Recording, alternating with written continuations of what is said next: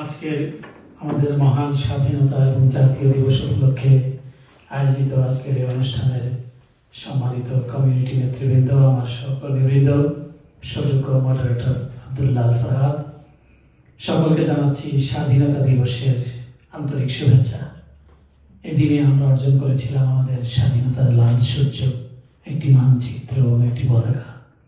লাখো শহীদের বিনিময়ে আমাদের এই অর্জন যখন আমাদের অর্জিত হয়, বিশ্ব ব্রহ্মাণ্ডে বাংলাদেশ নামক একটি ভূখণ্ড প্রতিষ্ঠিত হয় এবং এই ভূখণ্ডটি কেবলই একটি ভূখণ্ড হিসেবেই রয়ে গিয়েছে দীর্ঘ 54টি বছর। বাংলাদেশের স্বাধীনতা যখন অর্জিত হয়, স্বাধীনতার যুদ্ধে যখন বাংলাদেশের আবাল বৃদ্ধ বনিতা ঝাঁপিয়ে পড়ে, তখন তাদের একটি লক্ষ্য ছিল, উদ্দেশ্য ছিল।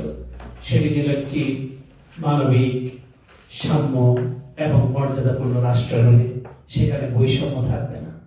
কিন্তু আমরা স্বাধীনতা অর্জনের পরপরই আমরা দেখলাম আমাদের নিজ দেশের নিজের ভাষাভাষী মানুষ, নিজে যিনি স্বাধীনতা আন্দোলনের রূপকার বলে দাবিদার, তার হাতেই বাংলাদেশের সকল অধিকার দৌড়ে মুছে একাকার হয়ে গেল।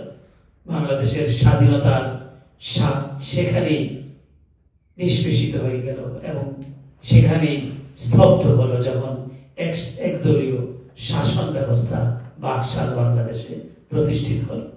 অনেকে বলেন যে স্বাধীনতা যুদ্ধের, মুক্তিযুদ্ধের দাবিদার সোল এজেন্ট আওয়ামী লীগ, কিন্তু তাদের নেতাই যখন তিনি যুদ্ধের ঘোষণা দিলেন বলে তার বলে, যখন তিনি স্বাধীনতা সংগ্রামের নেতৃত্ব দিচ্ছিলেন বলে তারা দাবি করে, তখন তিনি কিন্তু পাকিস্তানি শাসকদের কাছে ধরা দিলেন। আমি জানি না বিশ্বের কোথাও এরকম স্বাধীনতার ডাক আছে কিনা, যিনি স্বাধীনতা তো বটেই, কোনো অধিকার প্রতিষ্ঠার ডাক দিয়ে কেউ নির্বিঘ্নে তার বাড়িতে ঘুমায়, তো তিনি সেখানে থাকলেন এবং পাকিস্তানের আতিথেয়তা গ্রহণ করলেন। কিন্তু বাংলাদেশের একজন মেজর তৎকালীন সেনাবাহিনীতে একটি ডিসিপ্লিনারি ফোর্সে কাজ করেন, সেখান থেকে তিনি একটি রেডিও স্টেশন দখল করে স্বাধীনতার ঘোষণা দিলেন। সেই ঘোষণাটি বাংলাদেশের 54,000 বর্গ কিলোমিটার এলাকা জুড়ে উল্কার মতো বিস্তৃত হলো। মানুষ ঝাঁপিয়ে পড়ল মুক্তির সংগ্রামে। যুদ্ধ শেষ হলো, মানুষ বাড়ি ফিরল। সেই সঙ্গে বাড়ি ফিরল যারা কলকাতায় বসে আরাম আয়েশে জীবন উপভোগ করছিল, তারা আবার ফিরে নিজেদেরকে একজন মুক্তিযোদ্ধা সেজে সার্টিফিকেট নিয়ে নিল এবং এই সার্টিফিকেট ধারী, এই ফ্যাব্রিকেটেড ফলস সার্টিফিকেট ধারীরাই বাংলাদেশে চষে বেরিয়েছে এবং রাষ্ট্র ক্ষমতায় তারা আঁকড়ে থেকেছে, থাকবার চেষ্টা করেছে। ঠিক তেমনি আমরা দেখলাম 54 বছর পরে একই কিছুটা সংগতিপূর্ণ এই কারণে, যখন ছাত্ররা, বিশেষ করে এদেশের যুবক শ্রেণী, ছাত্র সমাজরা যখন জেগে উঠেছে তাদের অধিকার প্রতিষ্ঠা করবার জন্য, তখন তাদেরকে যেরকম ইয়াহিয়া আইয়ুবরা নির্দেশ দিয়েছিল গুলি করবার জন্য, ঠিক সেরকমই এই দেশের তাজা প্রাণদেরকে গুলি করে তাদের বুককে ঝাঁঝরা করে দেওয়ার জন্য এই স্বৈরাচার, পতিত স্বৈরাচার নির্দেশ দিয়েছিল এবং অনেকে নির্দেশ মান্য করেছিল। প্রায় 3,000-এরও বেশি ছাত্রকে জীবন দিতে হয়েছে স্বাধীন ভূখণ্ডের 54 বছর পরে একটি অধিকার প্রতিষ্ঠার জন্য। তো সেই এবং একইভাবে যখন গুলির নির্দেশ দিয়ে সে কিন্তু পালিয়ে চলে গেল, কিন্তু তার যারা সমর্থক, কিছুটা হলেও তো তার সমর্থক আছে, তাদেরকে ফেলে রেখে সে দিব্যি হেলিকপ্টারে চড়ে তার যেখানে সে আশ্রয় পাবে সেখানে চলে গেল এবং সেখানে গিয়েও কিন্তু সে বসে নাই।